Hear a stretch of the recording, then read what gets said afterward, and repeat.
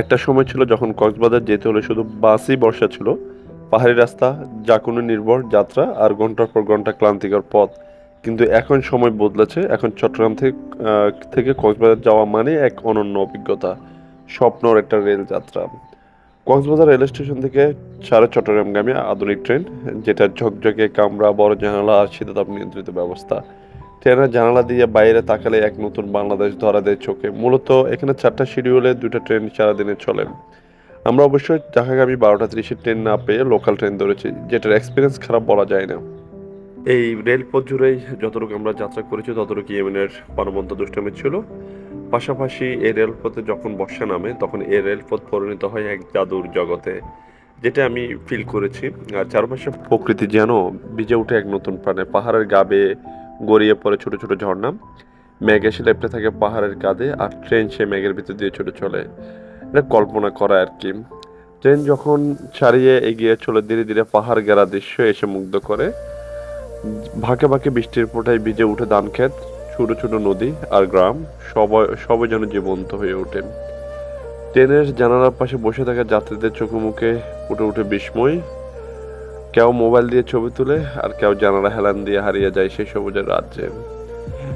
এক একটা ব্রিজ পার হওয়ার সময় মনে হয় আমরা যেন এক অন্য পৃথিবীতে চলে এসেছি। বৃষ্টির ফোঁটায় কাচের জানালায় ঝাপসা হয়ে আসে, আর তার বাইরে দুয়াটে সবুজ পাহাড়, ছায়াঘেরা বন আর সজীব প্রকৃতি।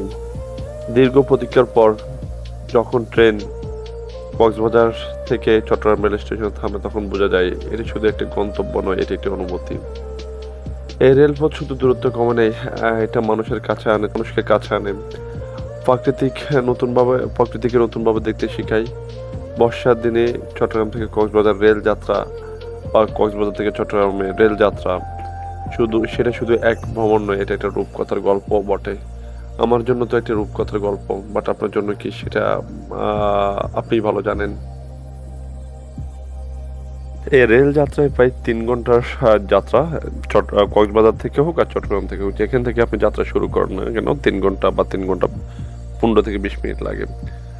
যখন এই ট্রেন ভ্রমণ ছিল না, তখন এটা ছিল একটা রেল গল্প, যার প্রতিটি স্টেশনে এক একটা কবিতার মতো শোনাতে পারে। বাট প্রতিটি স্টেশন থেকে যখন মানুষ উঠানামা করে, তখন তাদের জন্য এটি একটি অন্যরকম অনুভূতি।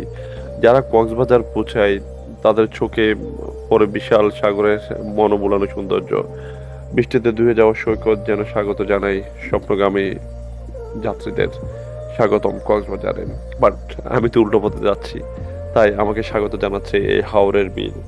এবং দেখতে যদিও এটা হাওর না, বাট এটা অন্যরকম অনুভূতি। প্রকৃতির সাজে সেজেছে এবং মন বুলানো সৌন্দর্য, যেখানে ধানি জমি এবং ফসলের জমিগুলো ভিজে পানি জমে একাকার, যেটা দেখতে অন্যরকম সৌন্দর্য দেখাচ্ছে।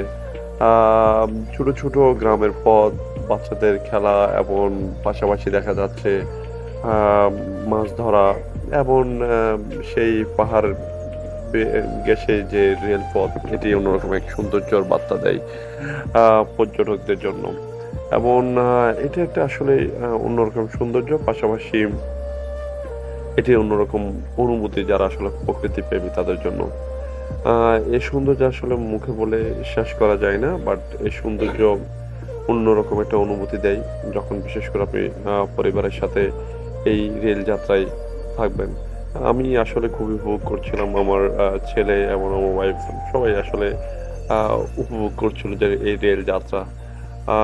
এবং আপনি যদি দেখেন এই রেলের পাশে যে আসলে রেলটা যে দিক দিয়ে চলে গিয়েছে, সেটা আসলে এক অবিশ্বাস্য বর্ণনা। আসলে অনেকগুলো ছোট ছোট নদী, খাল, বিল, এবং পাশাপাশি আপনি দেখতে পাবেন গ্রামের পর গ্রাম, পাহাড় এবং খালি জমি, যেখানে আসলে এক অন্যরকম অনুভূতি আপনাকে দেবে। আর অবশ্যই গলা ছেড়ে গান গাইতে মন চাইবে, যদিও এটা সম্ভব না, কারণ হচ্ছে যে এখানে অনেক মানুষ থাকে। পাশাপাশি আপনি যখন সাতকানিয়া পার হবেন বা সাতকানিয়াতে ঢুকবেন, তখন দেখতে পাবেন ইটের ব্রিক ফিল, সেখানে বা ব্রিক ফিলের কারণে যে মাটিগুলো নিয়েছে, সেই মাটিগুলোর কারণে যে ফসলের জমিগুলো আসলে গর্তে বা পুকুরে পরিণত হয়েছে, সেগুলা বৃষ্টির কারণে এরকম পানি জমাট হয়ে দেখতে ভালোই সুন্দর লাগে, বাট এটা বন্যার অন্যতম কারণও বটে। এবং আসলে এই সৌন্দর্যের কথা আসলে বলে তো শেষ করা যাবে না।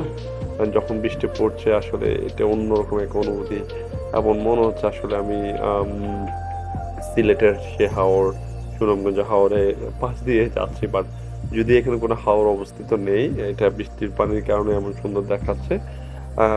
আপনারা দেখতেই পাচ্ছেন যে বৃষ্টিটা আসলে কেমন সুন্দর অনুভূতিটা এনে দিয়েছে, এবং বৃষ্টির কারণেই এখানের মনোরম সৌন্দর্যটা ফুটে উঠেছে। পাশাপাশি নদীগুলো যেন প্রাণবন্ত হয়ে উঠেছে, এবং নদীর পানিগুলো অনবরত বেয়ে চলেছে, এবং নদীর পাশের লোকালয়গুলো আসলে দেখতে অনেক সুন্দর এবং প্রাণবন্ত দেখাচ্ছে। ধন্যবাদ সবাইকে, আজকের ভিডিও এখানেই শেষ।